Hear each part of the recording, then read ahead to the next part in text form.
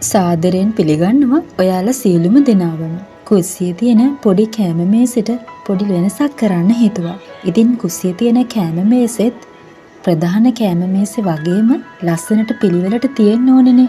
ඒ වගේම කුස්සියටත් ලස්සනක් එකතු වෙනවා. මම මුලින්ම කෑම මේසෙට මේ තද රෝස පාටයි කළු පාටයි තියෙන චෙක් මේස රෙද්ද දාගන්නවා. ඊට පස්සේ ඒකට උඩින් මෙන්න මේ කළු පාට රෙද්ද එකතු කරනවා. මේක මේ ගෙදර ඇඳුමක් මහන්න ගෙනල්ලා ඉතුරු වුණු රෙදි කෑල්ලක්. ඊට පස්සේ කළු පාට රෙද්ද මැදින් මෙන්න මේ වතුර දාපු වීදුරුව මම තියාගන්නවා. ඒකට මෙන්න මේ විදිහට පොඩි ප්ලාන්ට් එකක් එකතු කරා.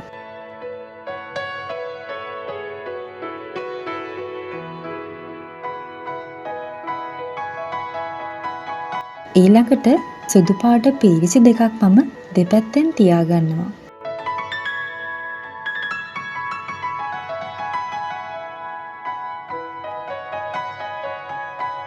ඒ පීරිසි දෙක උඩින් මෙන්න මේ අනෙක් වීදුරු දෙක තියාගන්න තමයි මම හදන්නේ. ඒ වීදුරු දෙකට මම රෝස පාට කලරින් එකතු කරා.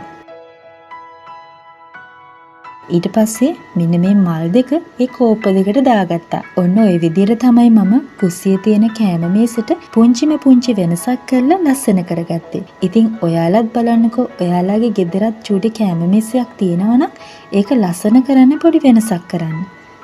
එහෙනම් ආයෙ පාරක් හමු වෙන්නම්. සුබ දවසක්.